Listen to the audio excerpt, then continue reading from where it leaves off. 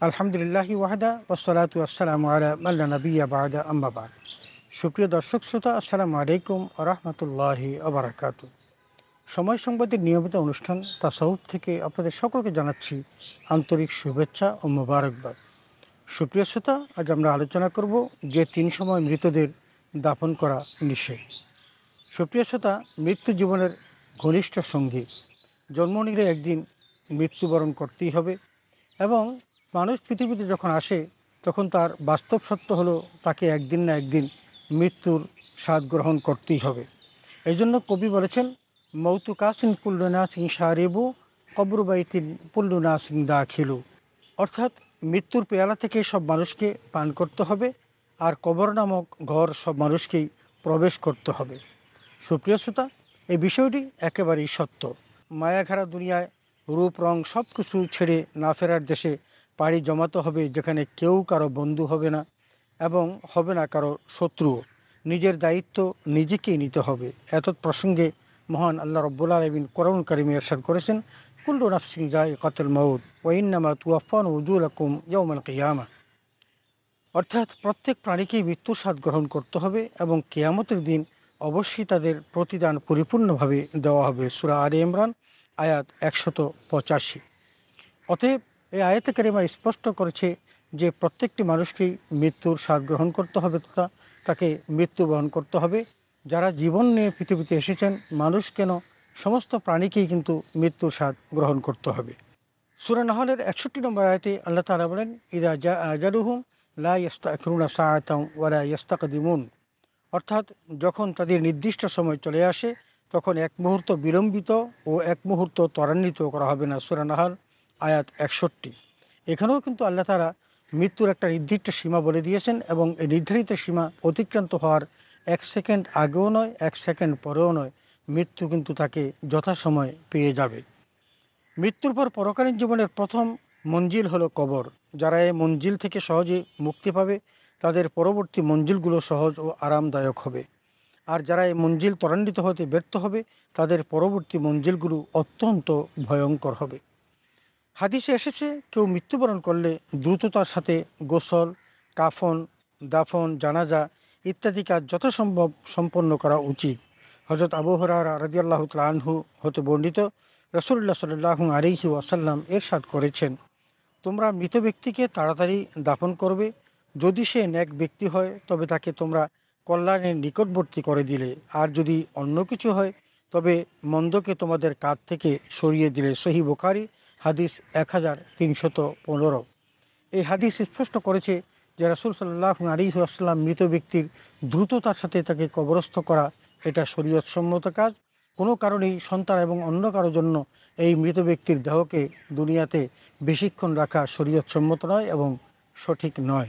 তবে 3 সময়ে মৃতদের দাফন করতে নিষেধ করা হয়েছে। এ সময় জানাজা পড়াও যাবে না, দাফনও করা যাবে না। তবে নিষিদ্ধ সময়টি যদি লম্বা হয়, যেমন ফজরের সালাতের পর হতে সূর্য ওঠা পর্যন্ত এবং আসরের সালাতের পর হতে সূর্যাস্ত পর্যন্ত, বিশেষ প্রয়োজনে এই 2 সময়ে জানাজা পড়া এবং লাশ দাফন করা যাবে। আর যদি নিষিদ্ধ সময়টি স্বল্প হয় তাহলে জানাজা ও দাফন কিছুই করা যাবে না। আর অল্প সময় বলতে বোঝায় ঠিক বেলা ওঠার পূর্ব মুহূর্ত এবং ঠিক দ্বিপ্রহর ও সূর্যাস্তের সময়।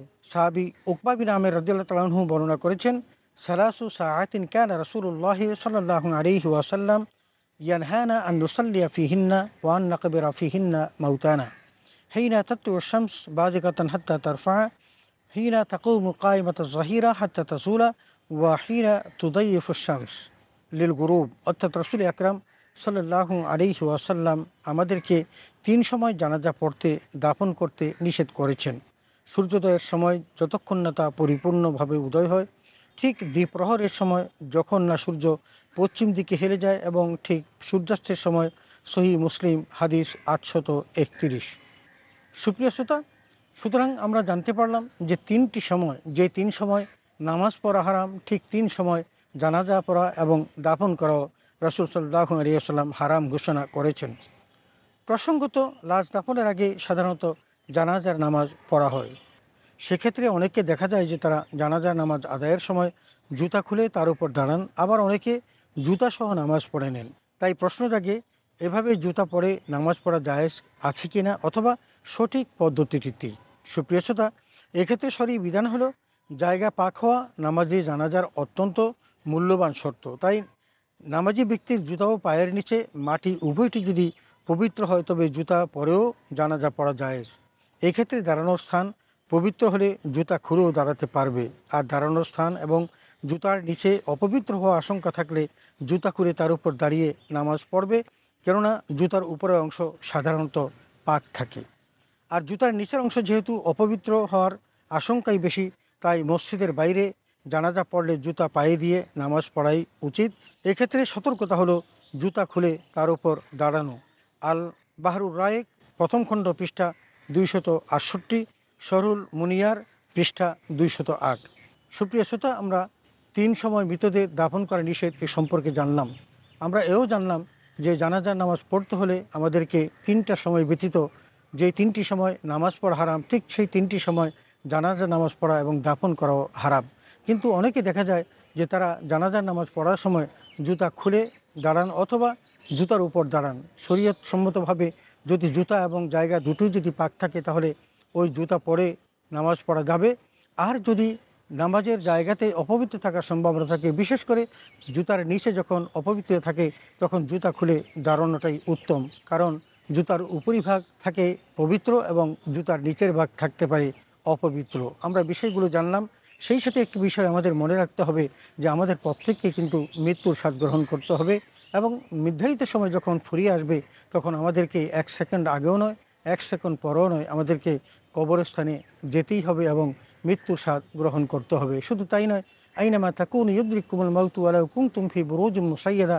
আল্লাহ তাআলা বলেছেন, তুমি যদি লোহার পিঞ্জরও আবদ্ধ থাকো তবুও কিন্তু মৃত্যু তোমাকে পাবে, তোমার কিন্তু মৃত্যুর থেকে বাঁচার কোনো উপায় নেই। অতএব আসুন আমরা দাফন এবং জানাজা নিয়ে কথা বলছি, তার আগে আমরা মৃত্যুর জন্য প্রস্তুতি গ্রহণ করি এবং আমার জীবনের মৃত্যুটা যেন সুন্দর হয়, আমার জীবনের শেষটা যেন ভালো হয় এবং কবর জীবন যেন আমার জন্য সুখময় হয়, স্বাচ্ছন্দ্যের হয়। আল্লাহ তাআলা আমাকে সেই তৌফিক দান করুন, আমিন।